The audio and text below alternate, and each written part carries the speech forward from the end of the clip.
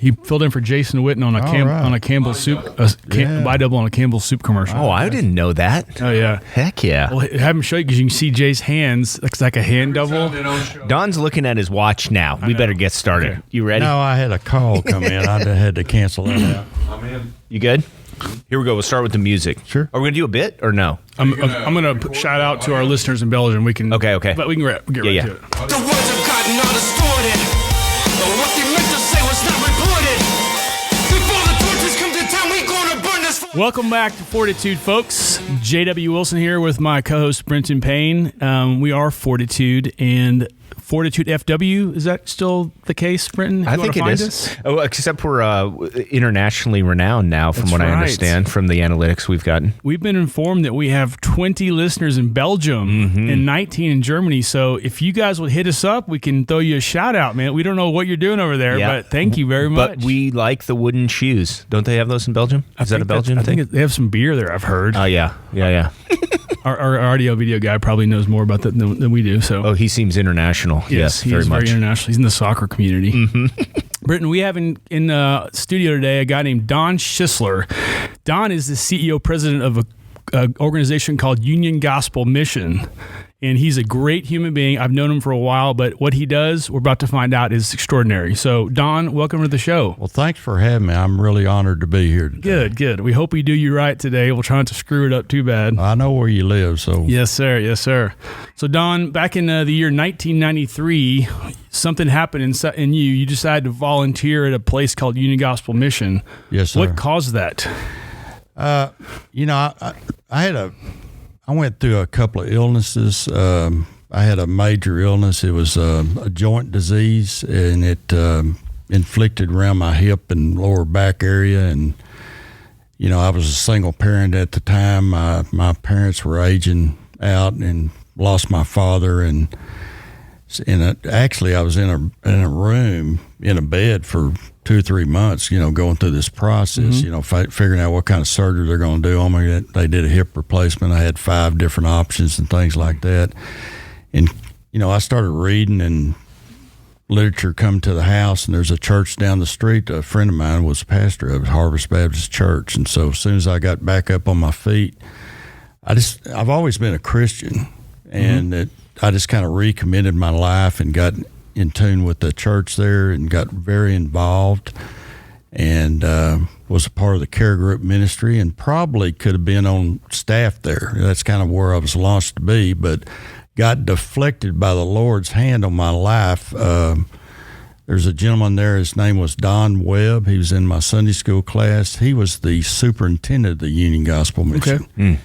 And he was always needing help and crying out, and we was praying for him and things like that. And it got to where he would pick me up at my house, and I'd go in to work with him and sit in the office while I was convalescing from a surgery. And, I started doing in-kind donation letters, and then, it'd lead one thing to another, get to feeling a little better, and he'd put me on another assignment, like get the air conditioners going. I know nothing about air conditioning, but I got some books and knew some people, and had a couple of relationships with people that lived there, and we got it done. So that's how it all evolved. I feel like it's God's hand on my life. Yeah, it went so well, Brinton, that in 95, 2 years later, they made you the president and CEO. Yeah, I had no idea he was going to retire and move to Oregon, but he did, and they wanted me to take his position. And I don't know if that was a favor or not. There was a lot of wrong things. It wasn't real popular back then, homelessness, and there was no money to operate that organization whatsoever. What were the numbers around that time? As far as the money to operate, I think is around $300,000 a year. As far as numbers of people, as far as in the organization, it was a couple of hundred. And then what about just homeless numbers? Just roundabout? I'd say 4,000, probably 4,000, something like that. Citywide? Yes, sir. Okay. So before we get into all that you're doing, you're married to a lady named Vicki, who's lovely. You have 4 blended family kids. I do. That's awesome, and you're a grandpa. We know that. So you got a really cool way you found your way into Union Gospel Mission. Once you're there, you take charge, and things are going the way they're supposed to go in this world. About UGM, why do you do what you do at UGM, and why do you do this, Don? Well, there's a scripture in the Bible, Deuteronomy 15:11, that really touched my heart when I first started there, and it's, we're supposed to be open-handed to our brothers in the land and to the poor and needy as well. And there's a lot of scriptures in the Bible, which that's what I reflect on. I don't get diverted too much from just that. And it just that's where the blessings come from, is serving the Lord and not taking our direction, taking His direction, and seeking that out, and actually working with people for a change in their life and get them mainstream back in society. It's a beautiful thing to be a part of that. Yes, sir. It don't have anything to do with money. Right. Did you have a lot of contemplation on that when you were laid up in that hospital bed? You kind of... Oh, I had a lot of contemplation about a lot of things because my mother was helping me with my children. Like I say, I was a single parent. Yeah. And so I was basically in my house, in my bed, like 23 hours a day by myself. So sounds like our camera guy. Yeah. Our camera guy spends a lot of time in bed too. But that's another episode. But he's sleeping. That's right. All right, Don, let's talk about the history of UGM. So well before you arrived, 1888 actually, rescue mission movement found Fort Worth. That's the official in Bethel mission was what it's called when it officially began in this town. Can you give us your summation of the history of the UGM? Yeah, Charlie Byron was the director back in those days. An interesting guy. He came in on the train from Scotland, where he started from, coming down from New York. And there was a major movement because of Hell's Half Acre. It was a lot of saloons and bordellos, prostitution, things like that. And the established churches didn't really want those kind of people coming to their church, so they were looking for an alternative. And a lot of people assembling too that needed help. And it started with that Bethel down at. And what's interesting about that is when I was a little kid, the Boy Scout office was right down there in Hell's Half Acre. And my dad, he was a district commissioner for the Boy Scouts, so we used to go down there pretty frequent. And I just thought that was kind of interesting. Yeah. But it started out in 1909. There was a meeting at Cumberland Presbyterian Church and got more formal, and that's when they really introduced the name Union Gospel Mission. And it was formed from 10 downtown churches got together and did something collaboratively. What come out of that was no law but love, no creed but Christ. And we still kind of use that too. I do. I think that's real strong and powerful.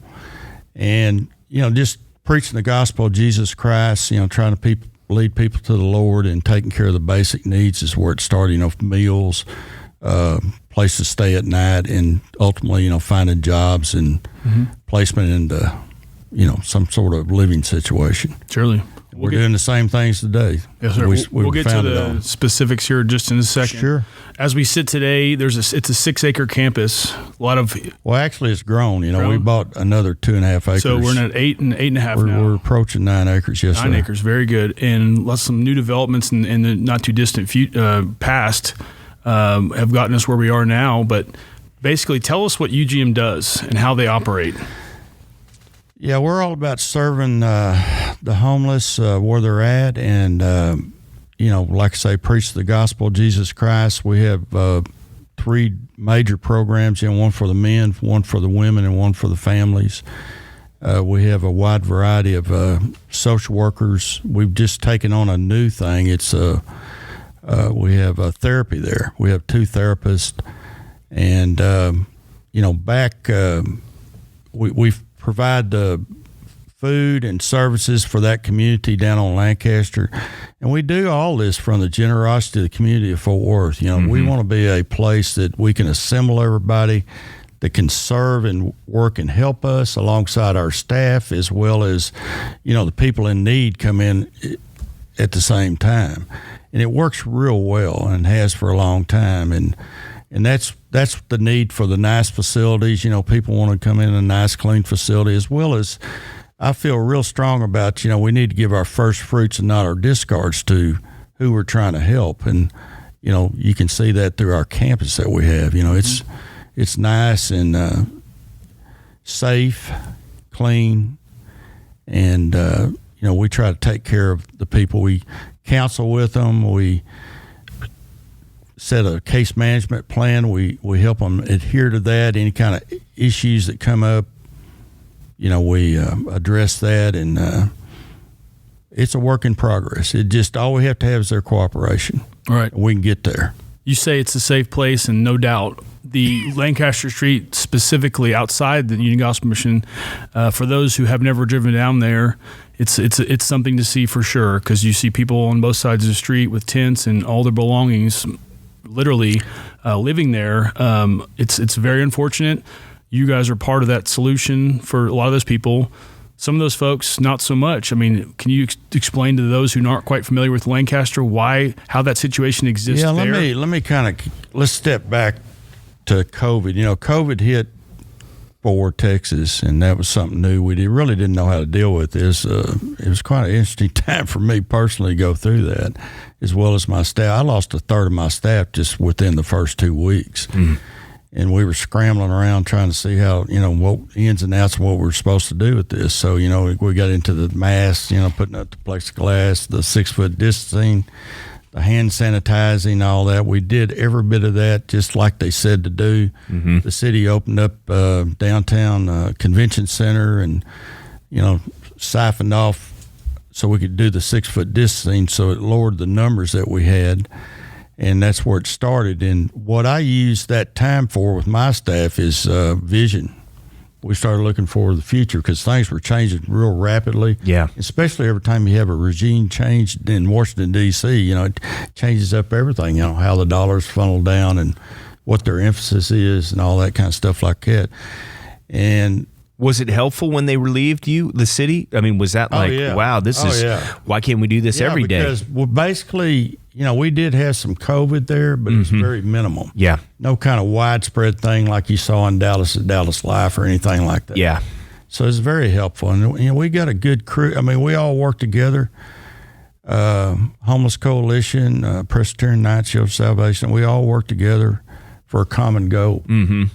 But coming out of this is a little bit different. There's a lot more federal dollars in town. There's a lot of vouchers to get people housing. And they have what they call rapid rehousing that the city pays for as well. So it's a lot easier to get people just right off the streets immediately into a place, but that doesn't fix their problem. And that's what we're into. Yes, sir. Is fixing people's problems where they won't lose their housing or because of bad behavior or mental health issues, revert back to the streets. We want to be the solution. Explain that, how you're not just putting someone off the street into a home, you're teaching them there's way more than that. Right. They come in and they're a part of our program. That program can last 6 months to a year or even longer. It just depends on the individual and what they're dealing with. And there's a lot of major things that take some time and effort, and we put that in there. We have the resources to do that. We collaborate with almost 40 agencies that we can plug into to any problem anybody has. What would you say the biggest reason for a successful person to get out of? Very, very simple. It's a relationship with the Lord Jesus Christ. That's all it takes. And you'd be surprised. Most of them have had some sort of spiritual relationship in their life. A lot of them have had difficulty with churches or individuals in churches. So it has driven them away, or a misunderstanding of doctrine. That's why we have that Alpha course. It's a basic course to educate them about living the Christian life and answering their questions and get them on the right path there. And it works very well. When we first started that with Stanley Manikas, what I noticed, it promoted community amongst themselves. They can pray with each other. They can share. Men kind of close mouth about their personal situations. I don't think that's too healthy sometimes. So I know the difference right from the start, and we've been doing it over 10 years now, and it's phenomenal. Right. Like I say, we had that graduation last night. We baptized 3. One of them was a little baby that was born there. And it's just a beautiful thing. Oh, born there at the mission? Well, lived at the mission. They went to Cook's Sure, to but deliver. I don't live. We don't live. What's the difference between that and fixing an air conditioner? I mean, that's not a big stretch. Well, that probably scared me to death. Yeah, no doubt. So you're not just taking a person walks in the door at UGM that's in the homeless place in their life. You're teaching them skills. You're helping them with mental, physical, emotional, spiritual, all the things that encompass a human being. You're trying to benefit them and teach them something so they can go out and get a place to live and sustain that, not fall back in the homeless trap. So why are all these people on Lancaster on a daily basis? How come everybody isn't inside? What's causing those people to congregate there? What is left is people that are mentally ill or abusing drugs is what's left out there. And they don't want any kind of restrictions on their life or have to do anything. And that's what I've been working on of late. I've had some meetings with the COC about that and our neighborhood association, Near Eastside Neighborhood Association. We had a meeting with the city, the police, Homeless Coalition, different shelters last week with Bob McCarty in his office, Cheyenne Construction, and we need a solution for that. You know, we own that property to the west of Kentucky Street, and that seems to be the staging place that they allow a lot of that camping. My thing is, it's a public health issue. You know, defecation, you know, there's a lot of drugs. Crime, you know, and I get to thinking, you know, how the women being treated in those tents and what's going on, it just drives me insane. Yes, should not be allowed. There's got to be a remedy for that. I've for years have put a lot of emphasis and vocally spoke up about it. You know, I don't know how to solve it, but I know we need to try something. And what my suggestion's always been, let's dedicate a plot of land somewhere, and if you're going to camp, you got to camp here, and let's have all the services agencies directed to that spot, and you can only stay there a certain amount of time, then you got to move on or accept the help we're trying to give you. Fair. And I think that's a fair and admirable way to do that. If you have a place like that, you got to have security, lighting, you got to have restrooms, you got to have medical. You get pushback on that from folks? Everybody has a different direction. Yeah. Especially when you, What's the biggest hurdle for UGM, Don, to get this solution or any other solution? Is it money? Is it politics? Is it a little bit of all of that? All that? We do have a solution for it, and that's what we've been working on, the vision, you know, through COVID. And we have one thing we're starting here after the first year. It's called Club 1401. It's actually going to be a day center on Lancaster and Cypress. We're moving our case managers and therapists out there, and it's going to be a welcoming environment for people on the streets and those campers to come in.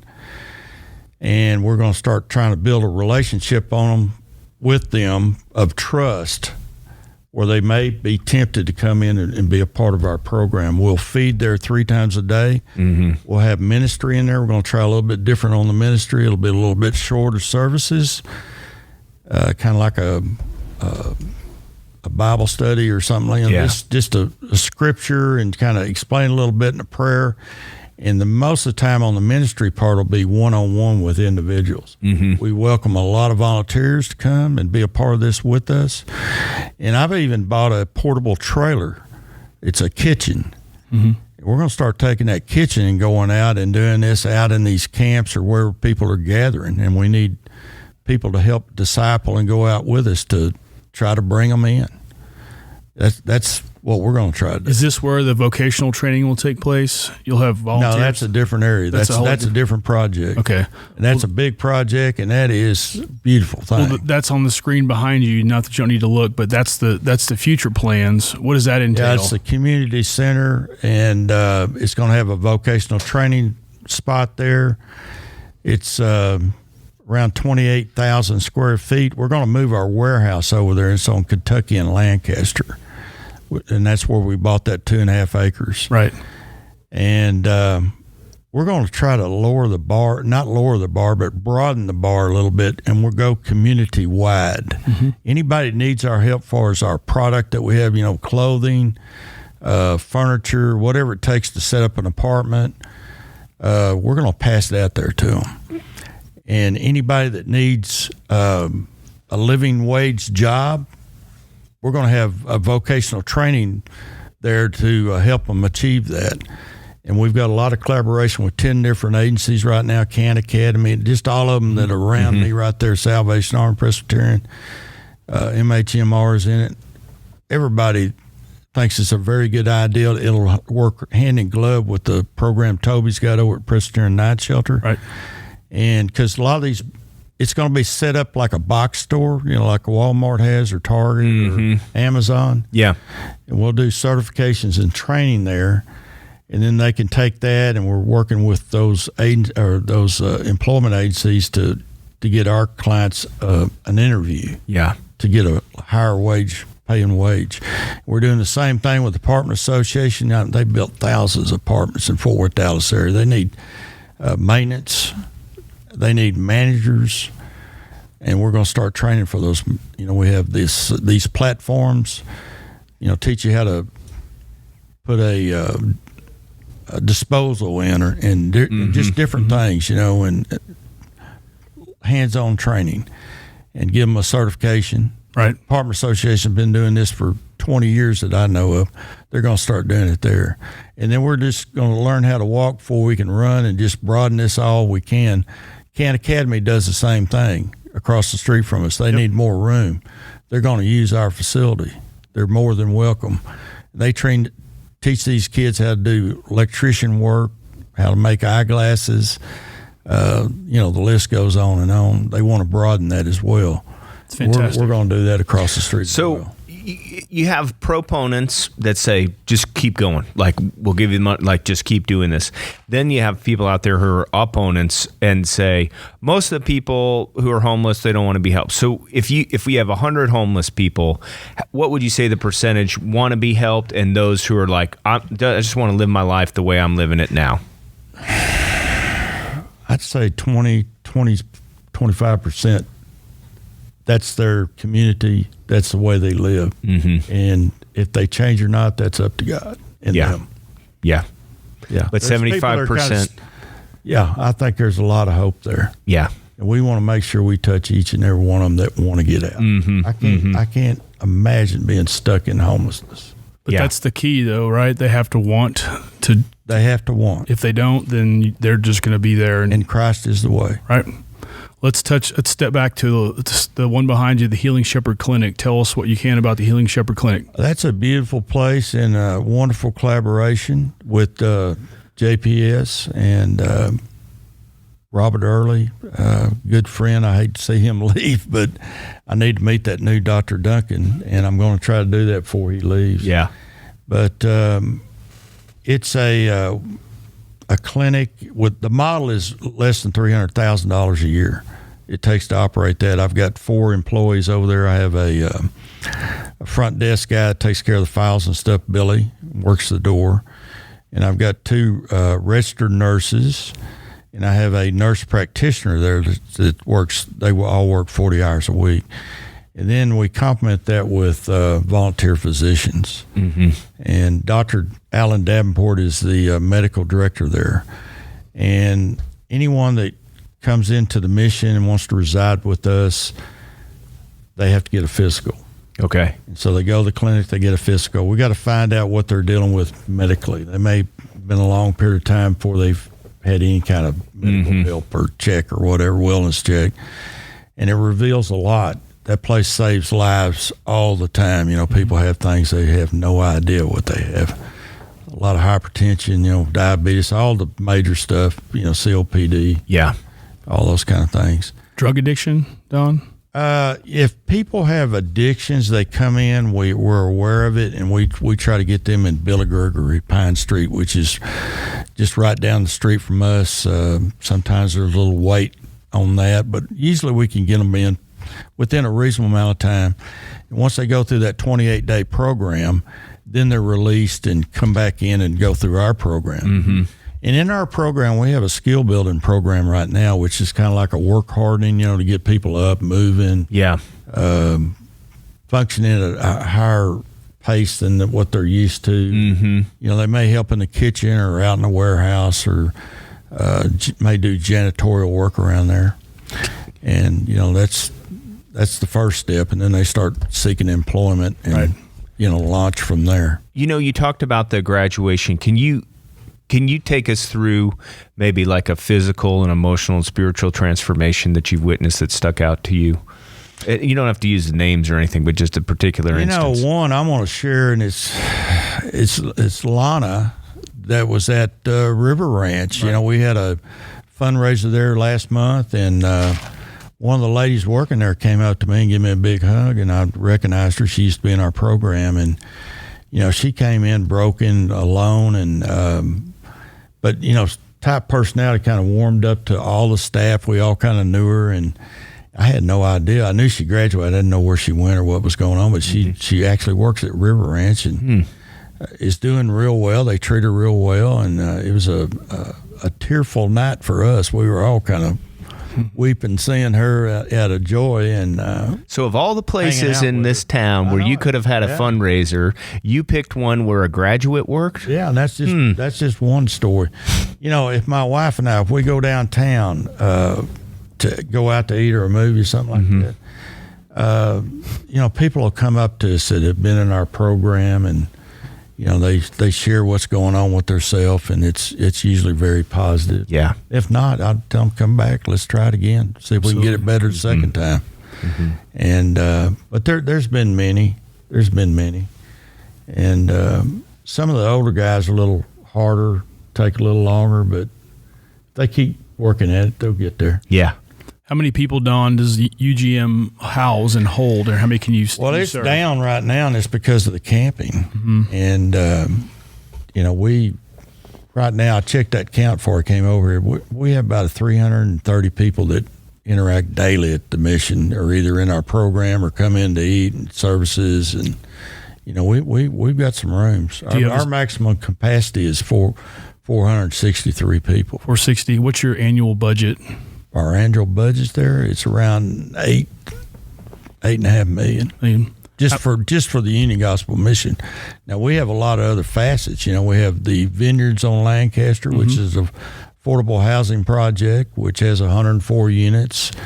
The total budget for everything's with Healing Shepherd Clinic, everything's $19 million. $19 million. Mm-hmm. Of all the 300 to 400 people UGM sees daily, is there a success rate of that many people?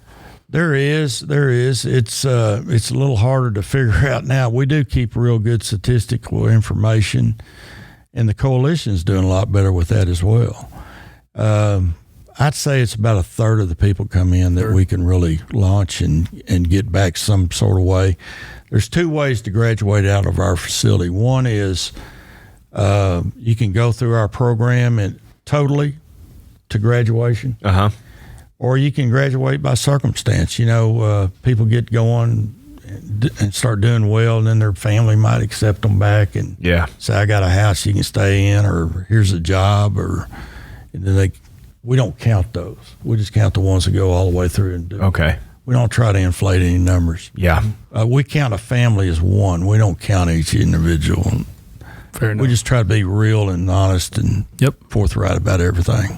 Speaking of stats, Don, homelessness in Tarrant County, how bad is the problem? Well, I looked on the Homeless Coalition website, and the last time they updated was the end of September, and they had 3,800 on there. And their 2022 vision is to house 2,200 more people. Now, I don't know where that's going to happen, because pretty much all the housing that I know of is maxed out. Sure. And that's our biggest need in Tarrant County is affordable housing. And I've got another project I've been working on for it's going on 3 or 4 years now. It's called the Crossroads, and that's why we're moving the warehouse to put it on the west side of our parking lot at UGM. 68 more units, and we've missed a tax credit for the last 2 years by 1 point. And that's pretty disheartening because those applications are brutal. It takes a lot of time and effort to do those. Yep. We have a consultant that helps me with that, Ellen Rourke, and she's the best. But we're looking out of the box a little bit, a different way to do that, maybe for some financing. I met a developer in Dallas. I don't know if I ought to mention his name or not, but anyway, we'll kind of see how that develops. Mm-hmm. I think God has a plan, and we just need to listen to his direction instead of mine, and we'll be fine. How does somebody become homeless, Don? You know, it can happen to any of us. I had that same thing happen to me personally when I had my disease on my joints. But I was fortunate. You know, I was a young guy. I was in the pursuit of, that first $1 million. I was doing pretty well. You know, brick home, big car, all that stuff. And then you get your health yanked out from under you and you don't have anything. And luckily I saved my money. So I had with that and getting my disability, I was able to sustain myself for 3 years and didn't miss a lick. But that just don't happen to a lot of people. If they don't have any family or friends, it don't take long at all, and they're homeless. Mm-hmm. I think everybody lives off of a couple, 3 paychecks, probably. If not just one. Yeah, accurate. Yep. And it can have. And I've seen it happen to people that have means. Just very quick. They're hurting. When we drive around, just anyone who drives around, from time to time, you'll encounter somebody at a stoplight asking for money. What would you say what would you comment on something like that? Because most people don't know they want to give, they don't want to give, they feel weird, they're scared, something. But what would you give me comments on that situation? We've got a unique community here. They're very compassionate, good people, and I'm thankful to be a part of Fort Worth, Texas. I mean, it's amazing to sit in my seat and see what's happening. I get to witness God's blessings and miracles and the generosity community all the time, and have for many years. But I wrote an article one time that was published in the Rotary, Downtown Rotary, and it was about how to handle yourself and what to do if that happens. And I don't think you'd need to do that. Just point them the way. Say, go to Union Gospel or Presbyterian or say, use one of the facilities. They'll give you an excuse every time, but that's where the true help is. Yeah. If you give them that money, I know when you give money that you're doing it unto the Lord, and that's the only responsibility you have, but it's not going to be used to what you think it is. It's not for a meal or anything like that.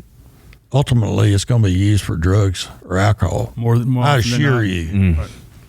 That's what do you feel, I think in Tarrant County we have a good coordination of all of these resources, do we not? I mean, you all work together pretty well. Do y'all feel from a general standpoint that you're keeping up with the demand and the problem, or are you just constantly going, my gosh, it's just another uphill day? Right now it's doing a little bit better about people being housed that have been homeless. Mm-hmm. I'm a little apprehensive. I've been around a little longer, kind of seen, both sides of this thing for a longer period of time. And my concern right now is this eviction. We've been kind of stalling that out for a while, with all this help from the state and the federal government. And there's a lot of people being evicted now. And, I think that'll change the complexion of, who's out there homeless and needing help in a very short period of time. Mm-hmm. Is the problem, you mentioned 3,800 in Tarrant County, is the problem getting worse? Yes, sir. I feel like it's growing. Another thing you reminded me of with your earlier comment, there's people out there doing God's work. In your words, we know this. They're bringing food down to the folks on Lancaster. We've talked about this before, but would you talk about that a little bit and why that's not the best option? And I want to frame this right up front that, I know those are good people. I know that they're following what the Lord is telling them to do. But the results of it, I don't think they really know because, it's kind of they're in and out. And personally, I think it's enabled people to stay homeless because they can live in tents around in areas of town, and they give them tents and they give them sleeping bags, things like that, umbrellas for the rain, or, give them an insulated suit if it's real cold, and that's all well and good, but the true help is in the facilities. Support the facilities that have been there. You know, we've been in existence for 133 years, Union Gospel Mission. That's the longest legacy about homelessness there is in Tarrant County. Support our facilities. We got everything in place to interact with them and get whatever they're dealing with flushed out and addressed and get them back out in society whole. And that's my recommendation. The trash issue on Mondays after everybody's been down there all through the weekend. Yeah. And it's repetitive, one feed after another feed. You just can't sit there and eat all day long. It's too much. In each facility, we do the same thing. It's hard to plan, and I think a little disrespectful not collaborating. You know, my thing is all about collaborating and telling everybody up front what I'm doing so they know what they need to do. I don't get that luxury with that. And that's part of the conversations we had in Bob's office with the Homeless Coalition. And the city's been trying to address that, but they will not enforce the rules that are already written. And that's the same thing about camping. You know, there's a mandate from Abbott, the governor of Texas, to not let that camping go on. And I think we need to get a grip on it now, or it's going to get a lot worse. Like I've been to Austin here within the last month. And it's just horrible down there. We don't want that in Tarrant County. There's no need for that. We've got beds in the facilities right now to put those people right and have a better life. No, we don't allow drugs or alcohol in there, but you know, they need some help with that. I think it's really interesting, Brinton, that, you know, I've always thought I'll take some food down there. But this is a really good point because people do that all the time. Whether they make food for these people and they're doing a good thing, but it's not helping these people get off the street. It's just keeping them there. And most people would never even know that. So I'm really glad you made a point of that. Yeah, it's nothing personal about the individual. Yeah. No, I mean all you got to do, where they're coming from. Take it 2 weeks, go 2 weeks in a row. I mean, I've seen it. You'll find the contents of what was in the bag last weekend on the street the next weekend when you bring it. So you bring up a good point there. All right, Don, so we're going to step back in time a little bit, not too far, but two gentlemen whom you know really well. One of them's no longer with us, but Ron Hall is, Denver Moore is not. Can you tell us the Ron Hall, Denver Moore story in your summation? Yeah, I remember the day when Ron and Deborah came to my office, and she was on fire for the Lord and talking revival on Lancaster and wanted to know a way to plug in. And I suggested, let's start out serving food, and which they did. And I commend them. They back in those days, it was kind of a seedy place in there. It was, kind of spooky. And even myself, when I first started there, I go, Lord, why am I here? I've never been around anything like this. But it became a labor of love, and they enjoyed it as well. And I commend them for bringing their family down there and their friends. A lot of West Siders started coming and kind of mainstreaming what we did and started supporting the mission. And that's when it really started growing and launching. And, of course, the book's same kind of different as me, and they met Denver down there, and that was kind of interesting how they met him in the middle of a fight coming out of the chapel, but that's kind of the way it used to be. I'll tell you a story that's not written about Denver is we used to have one payphone in the back dorm, and there was like 125 men that lived back there. Yeah. And we had a rule, you could only use that phone for like 3 minutes. Mm-hmm. And Denver was on the phone. I'm sure he went long. It's just Denver. He didn't pay no attention to time or anything. This young guy was behind him, got a little antsy, so he took his hand and went beside his face and took that receiver and hung it up. Denver spun around and popped him one time, and he went out. Lights went out right then, just fell flat back. And then Denver left because, we had a rule. We didn't allow any kind of fighting or anything like that in the mission. And then I went hunting for him. Took me about 3 days to find him. And he just kind of appeared behind a building, and I said, I might have done the same thing if I was in your shoes. Why don't you come back in and try it? And we just became lifelong friends after that. And, he used to hang out at my house as well. And But Denver, he was a very wise gentleman, very wise, and he had the Denverisms, and we were going to get to that at some point, yeah. And but just a great joy, and I feel like I learned a lot from him about homelessness and just how people think, and it really grounded me. I know that. I'm thankful for that. And like I say, Deborah Hall's funeral, it was an event at McKinney Memorial Bible Church, and everybody came, and that's when Sister Betty and him spoke, and it was pretty profound, and things started happening, and they wrote that book, and and Vicki and I, we got to go to the movie, the red carpet in Beverly Hills, and they had an after party, with all the stars, and my wife was running around that room like a social butterfly and bringing all the stars to the table and things. We was taking pictures. It was quite a joyous event. I told her about halfway through that, I said, pinch me. We're not really here, are we? Yeah. But it's just a blessing for a day, Reality set in when we got back on the plane. Yeah, imagine you felt pretty far from where that story began to where it brought you. Exactly. Yeah, but it was fun. And really, we benefited a lot. They donated $250,000 proceeds from the book. And, I started feeling calls from all over the country. I thought I was Ron's agent there for a while. I was going to start charging, but I'm teasing. But so the movie and the story, the book, they brought benefit to the mission. Well, in homelessness in general, because Ron did speaking engagements all over the country and talking about homelessness, and became a pretty famous guy doing that. Yeah. But the ultimate goal is, it bring homelessness to the forefront and how to address it. And I think that engaged a lot of people too, reading that book. And that might be why we have so many feeders and things like that. I don't know. But it's a good thing. It's a good thing. Well, it's the story of the most two unlikely. A wealthy art dealer, Ron Hall, best friend befriends a homeless guy, Denver Moore, and they become like best friends living together.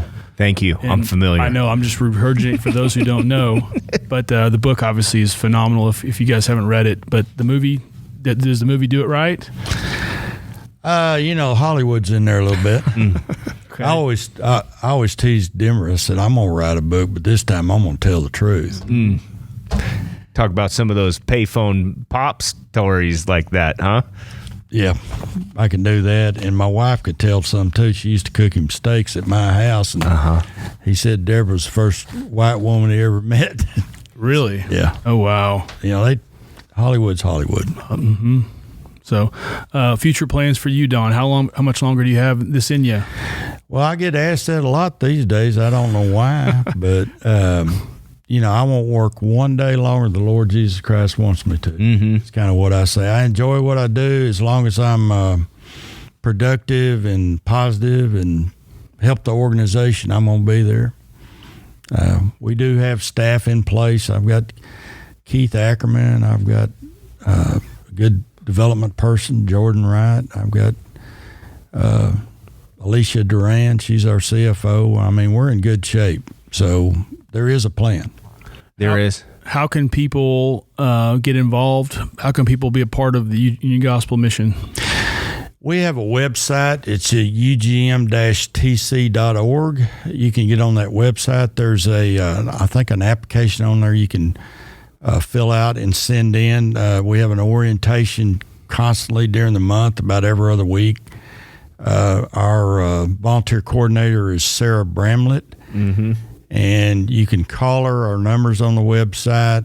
You can come down. I welcome anyone to come down, take a tour, and see what God's doing at Union Gospel Mission. Just please try to schedule that if you can. We're kind of busy, but we'd love for you to come down and see. It's Christmas time. Busier at the holidays. We're trying to get ready to have a nice Christmas for our residents and the guests that we have on the streets, and we all have personal lives as well. And it's just it's one of my favorite time of the year. You put in a lot of hours, but it's worth it. Yes, sir. Yeah. Don't want to miss anything. What's the biggest need right now at UGM? The biggest need. we need. Well, we got that fundraiser for the community center on Lancaster. It's a $13 million project, and we've raised about half of the money so far. Mm-hmm. But we're going to start that in March this year. We're already starting to put out the bids to the contractors. We have 6 contractors. General operating would be much welcomed. Just money in the general operating kitty. That's where I think it'd be best. Do you take the German franc or Belgium currency? I'll take anything that has value. Okay. You accepting? We'll find a way. You accepting crypto yet, Don? Yeah, I'll take some crypto. Okay. Yeah. Well, if I knew where to get it, I'd give it to you. You don't mind crypto? I don't mind crypto. I'll take it. We'll have to get someone on to explain us how to exchange it 4 times, but we'll get it to you. Right. All right. Well, Don, we're just thankful. We appreciate you, who you are, what you do, Union Gospel Mission. If anybody isn't aware, you need to be aware because it's a phenomenal organization. So thank you for being you, man. Yeah, truly. Thank you. Well, thank you guys. And we know you've helped this community tremendously. Yeah, it's all about getting out the word, and I just enjoy it, and I want other people to experience what I have. So we always end the show on, and you may have answered this with that Hollywood, non-familial. This the best day of your life. That doesn't include kids and wives and stuff, but something that you look at as, boy, that was a really good day. Oh, I tell you what, you ever heard of Convoy of Hope? There used to be events that we put on. We collaborated with the community, Christian community at Union Gospel, planned these things. They cost like $40,000, and we did one off of Evans, the park, Evanston Rosedale down in there, and there was like 2,500 people came, and we had services, food, dental, medical, and I was in charge of all the handicap coming in and out, and just Ted Kitchen was there, and I wheeled him in on my cart. One, just out of the blue, he showed up and took him in, and we had. But that day was just, I said, oh, my God, that's the closest place to heaven on earth I've ever been. It was phenomenal. That's pretty great. And it comes out of you helping. You were Well, given. it didn't have anything to do with me. I mean, we were an instrumental part in getting it planned and everything, but there are a lot of people involved in it. Yeah. Oh, that's And beautiful. I just appreciate the people that came. Anything else we're missing before we go? Just pray for us. Done. Keep that evil away from us. Don, thank you, man. Thank you. Thank you. God bless y'all. Merry Christmas.